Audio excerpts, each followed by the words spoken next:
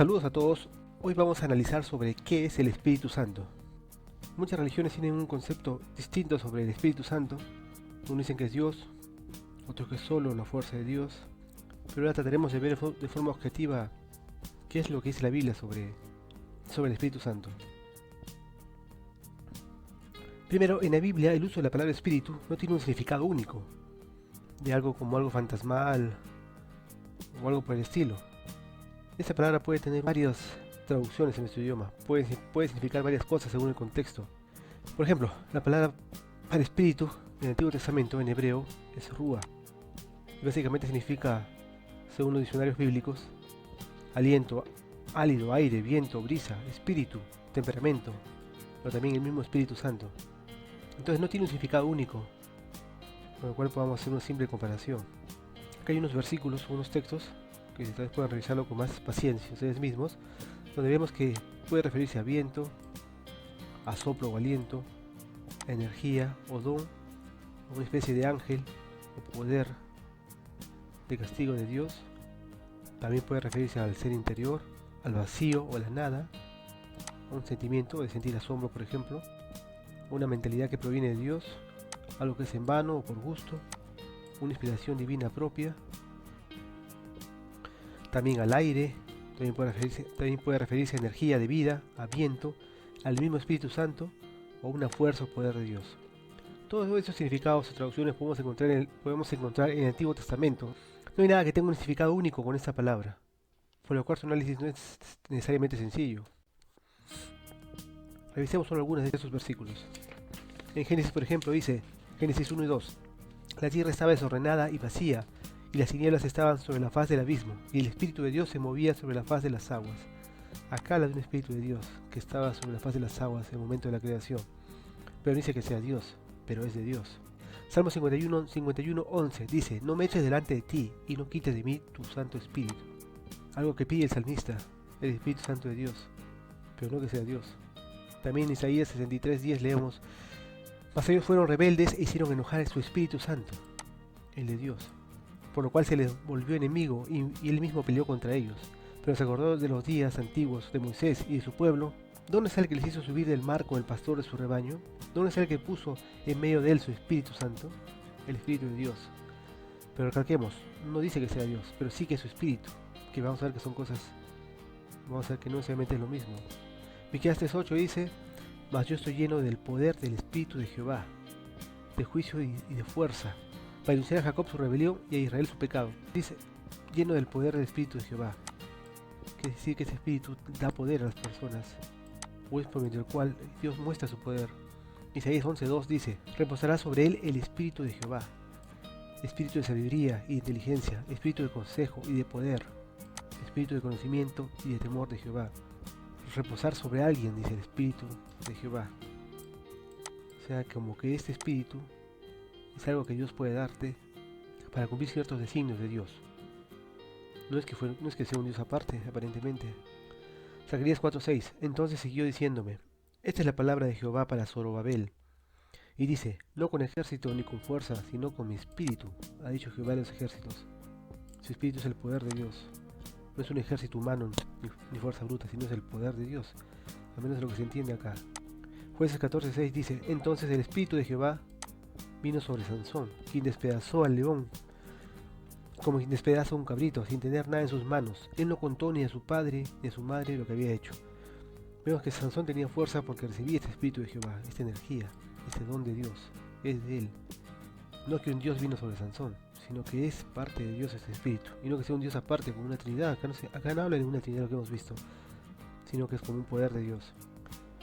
Como último ejemplo veremos Jueces 15:14. Cuando llegaron a Leí, los filisteos salieron gritando a su encuentro, pero el espíritu de Jehová vino sobre él y las cuerdas que estaban en sus brazos se volvieron con lino quemado con fuego y las ataduras se cayeron de las manos. Habla de Sansón, este versículo. Pero una vez más vemos cómo el espíritu de Jehová es el que da fuerzas, como energía que él da para cumplir sus propósitos. Bien, esto con respecto al Antiguo Testamento. Veamos en el Nuevo Testamento. Aquí tenemos la palabra en griego neuma, que es la que se traduce con espíritu, y también el Espíritu Santo en el Nuevo Testamento. Según los diccionarios bíblicos, Esa palabra significa, casi igual que el Antiguo Testamento, aliento, luego, espíritu, que puede ser como el viento, que es invisible, material y poderoso.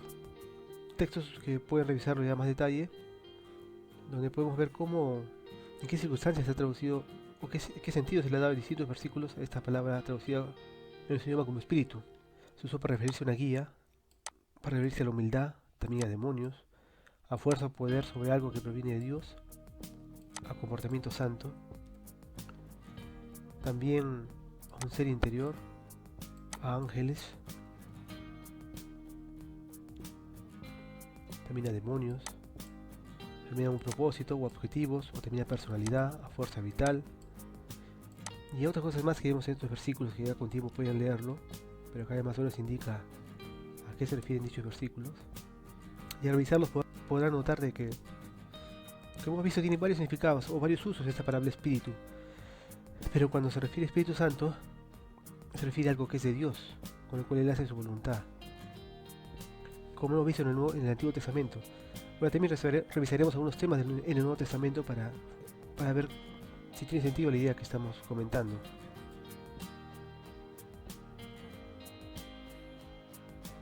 Acá hay otros versículos más, acá está específicamente en qué texto se usó Espíritu Santo, para que puedan revisarlo con tiempo. Y vamos a analizar un poco más a fondo el uso de esta palabra. Vamos a encontrar en la Biblia, en el Nuevo Testamento, que en ocasiones el Espíritu Santo es personificado en la Biblia. O sea, es tomado como si fuera una persona. Veamos algunos textos, por ejemplo, en Juan 14:16 dice: y yo rogaré al Padre y os dará otro Consolador, para que esté con vosotros para siempre. Ese Consolador es el Espíritu Santo. También en Juan 14:17 dice: el Espíritu de verdad, al cual el mundo no puede recibir porque no lo ve ni le conoce, pero vosotros lo conocéis, porque vive con nosotros y estará en vosotros, dice, ¿no? Referente al Espíritu Santo. Juan 14:26: pero el Consolador, el Espíritu Santo, a quien el Padre enviará en mi nombre, Él nos enseñará todas las cosas y os recordará todo lo que yo he dicho. El Espíritu Santo le va a enseñar.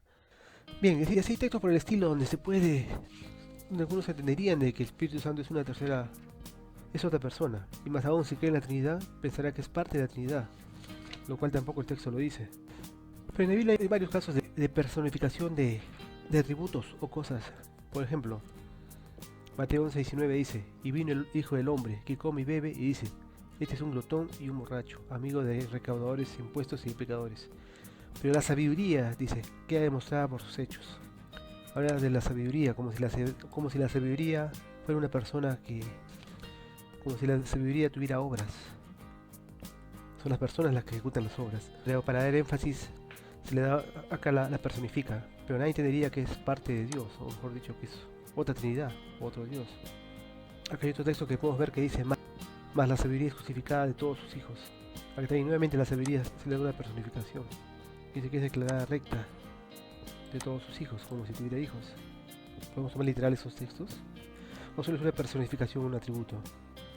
También tenemos a Romanos 5:21, donde dice: para que, de la manera que el pecado reinó para la muerte, así también la gracia reine por la justicia, para vida eterna por Jesús, el Cristo nuestro Señor. Habla de la gracia que reine. La gracia, que es lo mismo abundante y merecida, que también la traducción de esa palabra griega, ¿es una persona que va a reinar? ¿O es solo un atributo? También tenemos 1 Juan 5, 7 y 8, donde dice: tres son los que dan testimonio, y los tres están de acuerdo: el Espíritu, el agua y la sangre.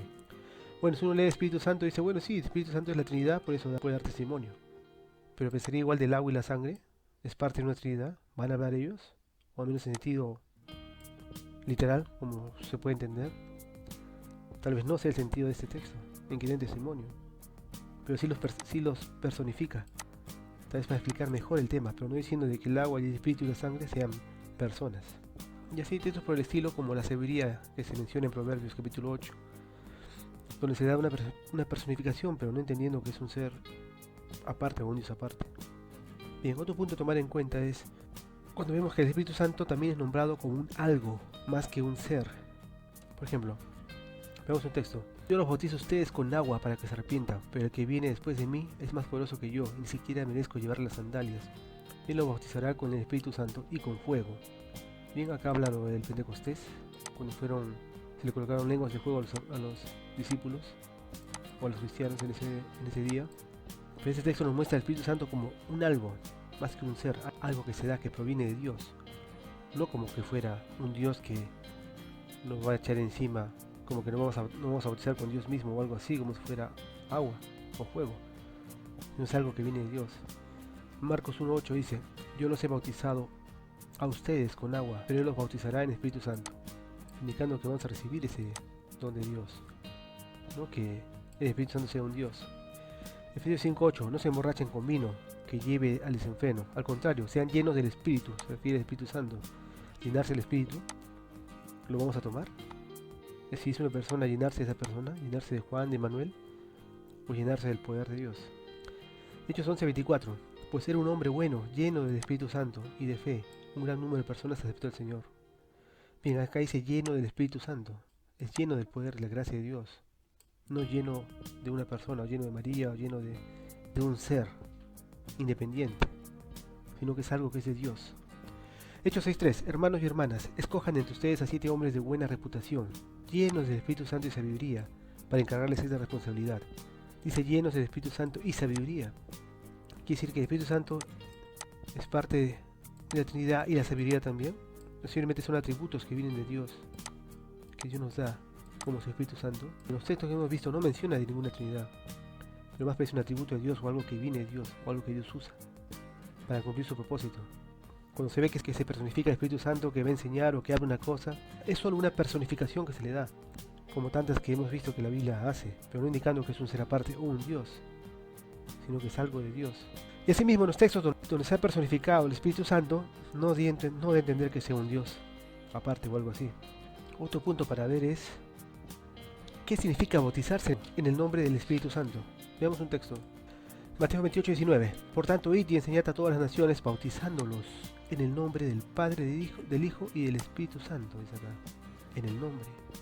Ahora, ¿qué significa esa palabra nombre? Esa palabra nombre es de la palabra griega onoma, que significa, o en ese idioma se usó también para representar autoridad, carácter. Aparte del nombre de la persona, un sobrenombre. Vemos autoridad, carácter, lo que es igual como reputación, o también simplemente el nombre. En todo caso, si tomamos en cuenta eso, vemos que es más que solo un nombre, sino también lo que el nombre representa. No como un nombre personal que alguien puede tener, sino como el honor o reputación de una persona. Por ejemplo, si lo vemos acá en Lucas 6:22 dice: bienaventurados seréis cuando los hombres os aborrecieren y cuando os apartaren de sí y os denostaren y desecharen vuestro nombre como malo por el Hijo del Hombre. Que se refiere a nuestro nombre, ¿no? O sea, su reputación, más que todo, o lo que ustedes representan como malo por el hecho de seguir a Jesús. No tanto solamente que eliminen su nombre, el texto en sí, sino lo que son ustedes, su reputación de ustedes, su autoridad o lo que tengan. Es como cuando a veces se usa la frase de las películas que dice: quedas detenido en el nombre de la ley. No quiere decir que la ley tenga un nombre o sea una persona, o sea un Dios, sino que los que detienen a esos policías, los que hacen la detención, tienen la autoridad que la ley les ha otorgado para arrestar delincuentes, tienen esa autoridad. Por eso al decir que se bautizan en el nombre del Espíritu Santo, significa que uno reconoce que ese espíritu, poder o energía viene de Dios y por eso lo respetamos. Respetamos su autoridad, que es la autoridad de Dios porque es parte de Él. Ahora, como comentario adicional, vamos a ver un punto no menos interesante, que es sobre el Espíritu Santo cuando vino en forma de paloma. ¿Por qué? Bueno, muchos pueden decir que fue una simple paloma, que el Espíritu Santo de Dios se transformó en ello y bajó, o la energía de Dios tomó esa forma en ese momento y bajó en el bautizo de Jesús. No vamos a negar nada, ni decir que está mal o bien, solo vamos a poner unos puntos adicionales sobre la mesa, como se dice, para ser analizados, sin intención de decir que estamos en lo correcto, ¿no? Solo como un aporte. Vamos a ver. Mateo 3:16 dice: y habiendo sido bautizado, Jesús subió luego el agua, y aquí que los cielos fueron abiertos. Dice que fueron abiertos los cielos, y vio al Espíritu de Dios que bajaba como paloma, y venía sobre él. Marcos 1:10 dice: y luego al subir del agua, vio partidos los cielos, y el Espíritu como paloma que bajaba sobre él, como paloma. Lucas 3:22: y descendió sobre él el Espíritu Santo en forma corporal, forma física, como paloma. Y una voz procedente del cielo que decía: tú eres mi Hijo el amado, en ti hallo mi complacencia. Juan 1.32 dice, y Juan dio testimonio diciendo, yo he visto al Espíritu Santo, que descendió como paloma desde el cielo y permaneció sobre él. Bien, vamos a analizar un poco más a fondo estos textos. Tal vez simplemente el Espíritu se transformó en paloma, pero ¿por qué haría eso, no? Pero no dice tampoco que era una paloma, sino que bajaba como paloma. Vamos a ver, el Evangelio de Mateo utiliza esta palabra griega para como, que es Josei, que sí significa algo así como, ¿no? Una comparación. Y los evangelios de Marcos, Lucas y Juan usan esta palabra, os, para que es traducida como, que también significa alrededor de, casi, y se usa en oraciones comparativas. Vemos que estas palabras griegas usadas en los evangelios traducidas como, se usan en oraciones o frases comparativas, es decir, se usa para realizar comparaciones, símiles. Entonces cabe la posibilidad de que ellos vieron algo bajar del cielo, a lo que simplemente lo compararon o le vieron un parecido a una paloma. El Evangelio de Lucas dice en forma corporal, como paloma. Con corporal se nota que se refiere a algo físico, lo que vieron, no fantasmal. Y sobre la palabra griega traducida como forma, vamos a ver lo que dice el diccionario de Bin. Dice lo siguiente, eidos, significado y aplicación de esa palabra griega traducida como forma, en el Evangelio de Lucas, como forma corporal de esa paloma, o forma corporal con que bajó el Espíritu Santo. Y son los textos, si quieren ustedes pueden revisarlo con más tiempo para ver cómo se aplicó. Pero en resumen, el significado de esa palabra griega es apariencia o forma externa. Una forma externa. Entonces podría decirse que Lucas escribió de apariencia física como de una paloma. Tal vez entonces no era una paloma real. Recordemos también que Mateo y Marcos hablan de cielos abiertos. En la Biblia se usa bastante esa expresión, como en estos textos, por ejemplo. Ezequiel 1.1. Y aconteció que a los 30 años de edad, en el mes cuarto, al 5 del mes, estaba yo en medio de los cautivos, junto al río Quebar. Fueron abiertos los cielos y tuve visiones. Tuvo visiones al tener los cielos abiertos. En Juan 1.51, o John, que es lo mismo, y le dice, en verdad os digo, que en adelante veréis el cielo abierto y los ángeles de Dios subiendo y bajando sobre el Hijo del Hombre. Con los cielos abiertos ven cosas extraordinarias, aparentemente. Hechos 10.11, Acts, que es Hechos, en inglés, Hechos 10.11, y vio el cielo abierto, dice, y descendiendo cierto receptáculo, como si fuera un gran lienzo, que, pendiente de sus 4 puntas, bajaba a la tierra. Otra cosa espectacular con el cielo abierto. Revelación 19.11 dice, y vi el cielo abierto, y aquí un caballo blanco, y aquel que estaba sentado sobre él se llamaba Fiel y Verdadero, y en justicia juzgaba y hace guerra. Otra vez el cielo abierto. Bien, vemos que cuando la Biblia usa la expresión cielos abiertos, tanto Mateo 3.16 como los versículos del Nuevo Testamento mostrados usan la misma palabra griega para cielo abierto. Y cuando usa esta palabra es para indicar que verán algo divino fuera de lo común en el cielo, ya sean visiones o cosas reales. En ese caso vieron algo como una paloma, un objeto físico que a ellos les parecía como una paloma. Tal vez porque no conocían alguna cosa de su tiempo con qué compararlo. Se habla que ascendió y permaneció sobre Jesús. Tal vez no literalmente sobre su hombro o su cabeza, sino tal vez a unos metros de altura sobre él. Pero no solo ocurrió eso. Cuando bajó la paloma escucharon esto. Mateo 3.17 dice, y aquí una voz procedente de los cielos que decía, este es mi Hijo amado en quien tengo mi complacencia. Marcos 1.11, y vino una voz de los cielos que decía, tú eres mi amado Hijo, en ti hallo mi complacencia. Lucas 3.22 dice, descendió sobre él el Espíritu Santo en forma corporal como paloma, y hubo una voz procedente del cielo que decía, tú eres mi Hijo amado, en ti hallo mi complacencia. Con los cielos abiertos escucharon también esta voz. ¿Habrá salido de la supuesta paloma? ¿O de ese objeto? Al margen de que la voz salió o no de la paloma mientras bajaba, otro punto es que ella pudo haber sido un tipo de artefacto que bajó del cielo para dar prueba o evidencia que Jesús era el Mesías. Prueba del poder de Dios o del Espíritu Santo de Dios que muestra su apoyo a Jesús, dotándolo de algún tipo de don o algo similar. Porque después de eso Jesús empezó su predicación y a realizar milagros. Porque antes no hizo milagros. Hizo después de bautizarse. O quizás Dios simplemente le dio poder a partir de ese momento. También con el embarazo de María ocurrió algo parecido, al decir que fue por el Espíritu Santo. Bueno, sobre ese tema hablaremos en otro video, pero en fin, tal vez hayan otras explicaciones que solo decir que el Espíritu Santo se convirtió en paloma. No digo que esto sea lo correcto, pero simplemente es un pequeño análisis a tomar en cuenta. Tal vez tenga algo de verdad, tal vez no. Pero cierto es de que esa palabra espíritu, traducida como espíritu, que no tiene significado único, y lo que se traduce como Espíritu Santo, en ningún momento habla de que sea Dios, pero sí como si fuera parte de él.